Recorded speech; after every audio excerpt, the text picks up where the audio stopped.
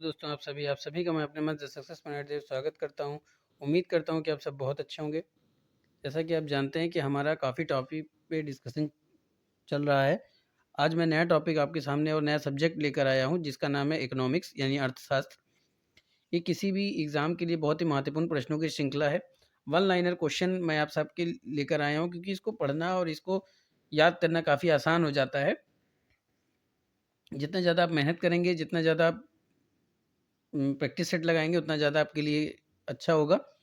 इस वीडियो को ज़्यादा से ज़्यादा शेयर करें। वीडियो आपको कैसी लगती है कमेंट में ज़रूर बताएं। जो मेरे चैनल पर नए विजिटर हैं उनसे गुजारिश है कि वीडियो को सब्सक्राइब करें, बेल आइकन ऑन करें ताकि उनको नोटिफिकेशन मिलती रहे। चलिए शुरू करते हैं।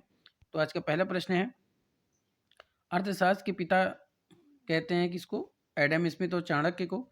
अर्थशास्त्र धन का विज्ञान किसने कहा था? एडम स्मिथ ने। मुद्रा वह धुरी है जिसमें आर्थिक चारों चक्कर लगाती, मार्शल ने कहा था। किसने कहा राजा को मंदिर का धन ले लेना चाहिए? चाणक्य ने। मिश्रित अर्थव्यवस्था का अर्थ होता है जहाँ सार्वजनिक और निजी क्षेत्र से अस्तित्व हो। भारत की अर्थव्यवस्था है विकासशील और अल्प विकसित। राष्ट्रीय आय के दो, ये पद्धति होगा दोस्तों, इसको आप लोग ठीक कर लीजिएगा, ये पद्धति होगा, ठीक है, पद्धति।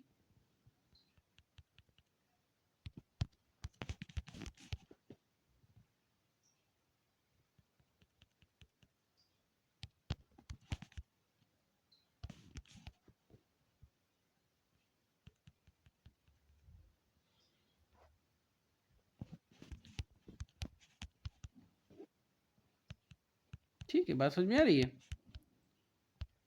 तो राष्ट्रीय आय की दो विधियां हैं, कौन कौन सी? एक उत्पाद तथा आय। फिर राष्ट्रीय आय का मापन सबसे पहले किसने किया था? दादाभाई नौरोजी ने।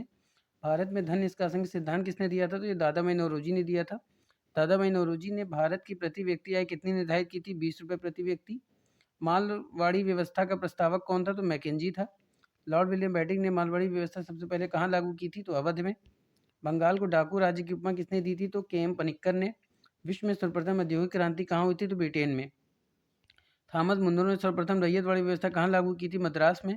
रैयतवाड़ी व्यवस्था 1835 में मुंबई में किसने लगाई थी? विनीगेट ने।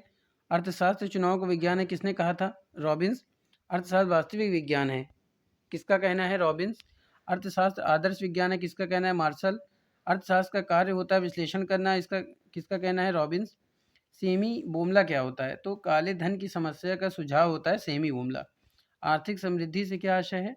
सकल घरेलू उत्पाद, सकल राष्ट्रीय उत्पाद। किसी देश की आर्थिक समृद्धि के सबसे बड़ा उपयुक्त मापदंड होता है उसके प्रति व्यक्ति आय। पाकिस्तान के किस व्यक्ति ने एसडीआई की स्थापना की थी? महबूबुल हक। एसबीआई में किन प्रतिमानों को शामिल किया जाता है? तो जीवन प्रत्याशा सूचकांक, शिक्षा सूचकांक और आय सूचकांक। एसडीआई में जीवन प्रत्याशा सूचकांक किस आयु के बीच निकाला जाता है? तो 25 से 85 वर्ष। एसडीआर की स्थापना 1990 में किसने किया था? तो अमर्त्य सेन ने। अमर्त्य सेन को नोबेल पुरस्कार कब मिला था? 1998 में। अमर्त्य सेन को नोबेल पुरस्कार किस क्षेत्र में मिला था? तो कल्याणकारी अर्थव्यवस्था। लुप्त होती महिलाओं का विचार किसने दिया था? तो अमर्त्य सेन ने दिया था। भारत में राज्य स्तरीय मानव विकास रिपोर्ट जारी करने वाला पहला राज्य कौन था? मध्य प्रदेश। हरित सूचकांक क्या है? तो विश्व बैंक का सूचकांक जो संपत्ति आकलन के लिए लगाया जाता है।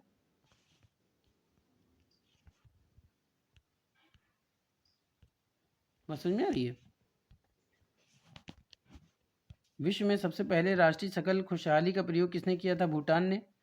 भूटान का वह नरेश जिसने GNH यानी ग्रीन नेशनल हैप्पीनेस का प्रयोग किसने किया था? जिग्मे सिन्हे वांगचू। GNH से प्रेरणा लेकर भारत में पहला प्रसन्नता मंत्रालय का प्रयोग किया था मध्य प्रदेश ने। भारत में CSO की स्थापना हुई थी 2 मई 1951 को। CSO का पूरा नाम क्या होता है? तो केंद्रीय सांख्यिकी संगठन। राष्ट्रीय आय के आंकड़ों के लिए प्राथमिक क्षेत्र में कौन कौन सा आता है? खनन, कृषि, पशुपालन, वानिकी। द्वितीय क्षेत्र में शामिल होता है विनिर्माण, विद्युत, गैस, जल आपूर्ति। तृतीय क्षेत्र में कौन कौन सा सम्मिलित होता है? परिवहन, व्यापार, संचार, होटल, बैंक एवं वास्तविक संपदा। भारत में राष्ट्रीय आय के आंकड़े लिए जाते हैं 1 अप्रैल से 31 मार्च। 1 अप्रैल से 31 मार्च। भारत में सांख्यिकी आंदोलन का जनक किसे कहते हैं? पीसी महालोविनस। हिंदू वृद्धि दर के प्रतिपादक कौन थे? प्रोफेसर राजकृष्ण। हिंदू वृद्धि दर का संबंध किससे है? राष्ट्रीय आय से। बंद अर्थव्यवस्था का अर्थ क्या होता है? आयात निर्यात बंद होना, जहाँ मतलब यहाँ पे आयात करना और निर्यात दोनों ही बंद होता है। जैसे जैसे अर्थव्यवस्था का विकास होता है वैसे वैसे जीडीपी में तृतीय अंश सेवा का अंश बढ़ता है।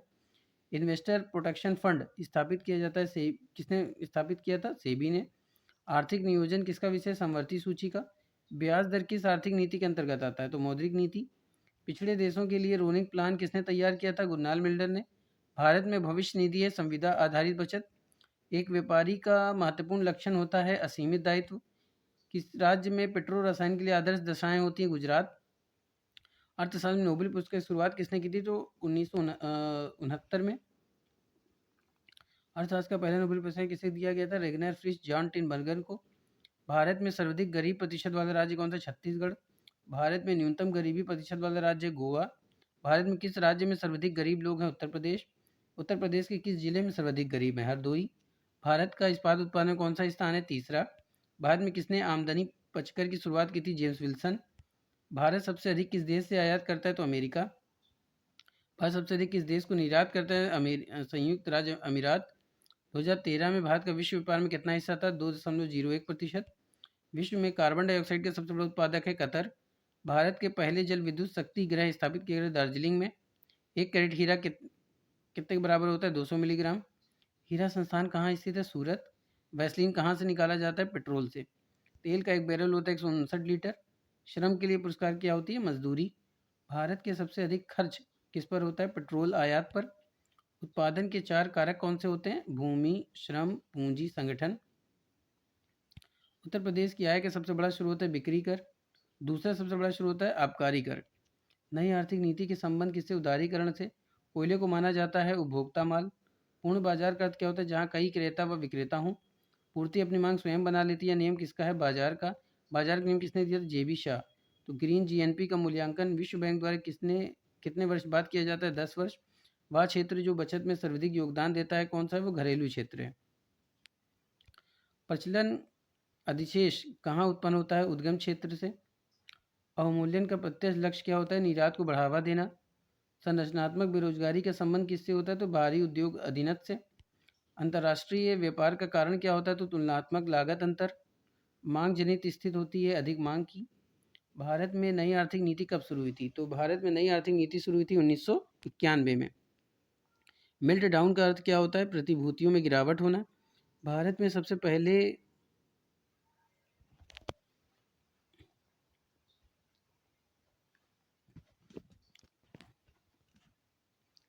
कर, ठीक है, ये कर होगा। भारत में पहले कर लगाने की संतुष्टि किसने दी थी? कार्ल डार्ल ने। उत्तर प्रदेश में कॉरपोरेट प्रौद्योगिकी की स्थापना कहाँ की गई थी? संत कबीर नगर। केंद्र के बीच में राज्य के बीच वित्त का बंटवारा कौन करता है? वित्त आयोग। सर्व शिक्षा अभियान कब शुरू हुआ था? 2001 में। सर्व शिक्षा अभियान किस उम्र के लिए था? तो 6 से 14 वर्ष तक के बच्चों के लिए। भारत में मिड डे मील की शुरुआत कहाँ हुई थी? चेन्नई में 1923। भारत में मिड डे मील की शुरुआत योजना हुई थी 15 अगस्त 1995। उत्तर प्रदेश में मिड डे मील की शुरुआत कब हुई थी? तो 1995 में। संगम योजना का उद्देश्य है विकलांगों की सहायता करना। बहिर्मुखता सिद्धांत अर्थशास्त्र की किस शाखा का मूल सिद्धांत है? अंतर्राष्ट्रीय अर्थशास्त्र। मुद्रा उदाहरण होती है चलायमान पूंजी की। आर्थिक समस्या उत्पन्न होने का कारण होता है साधनों में कमी। अर्थशास्त्र किस प्रकार का विषय है? तो समाज विज्ञान। गांधीवादी अर्थव्यवस्था का आधार है खादी एवं कुटीर उद्योग। पूंजीवादी अर्थव्यवस्था है बाजार एवं अर्थव्यवस्था। उत्पादन के नियमित उसके उद्यमी को मिलने वाला लाभ क्या होता है? शुद्ध लाभ। सकल राष्ट्रीय उत्पाद में शामिल होता है सभी अंतिम वस्तुएं और उत्पाद। किस देश को कट फ्लावर्स में भूमंडलीय व्यापार का हब माना जाता है? जर्मनी। कौन सा शहर धातु व्यापार के सबसे बड़ा केंद्र है? तो न्यूयॉर्क। भारत सबसे अच्छी चाय कहाँ पाई जाती है? दार्जिलिंग में।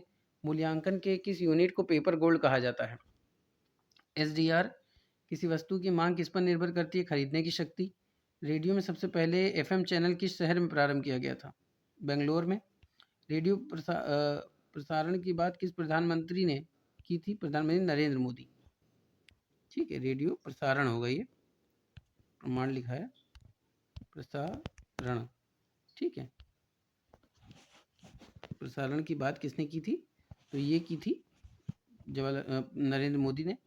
सर्वाधिक अंतर्राष्ट्रीय व्यापार किस सागर से होता है? तो उत्तरी अटलांटिक महासागर। हरित क्रांति किसने गढ़ा था? तो विलियम गॉड ने। विश्व में हरित क्रांति के पिता किसे कहते हैं? नॉर्मन बोरलॉग को। तो ये था आज का शानदार प्रश्नों के साथ शानदार सेशन। उम्मीद करता हूँ कि आपको मज़ा आई होगी, पसंद आया होगा। तो फटाफट से कमेंट में ज़रूर बताएं वीडियो आपको कैसी लगती है। जितना आप ज़्यादा सपोर्ट करेंगे उतना ज़्यादा मैं इंपॉर्टेंट क्वेश्चनों को आपके बीच में लेकर हाजिर होऊंगा। फिर मिलेंगे आगे के प्रश्नों के साथ, तब तक के लिए wish you all the best.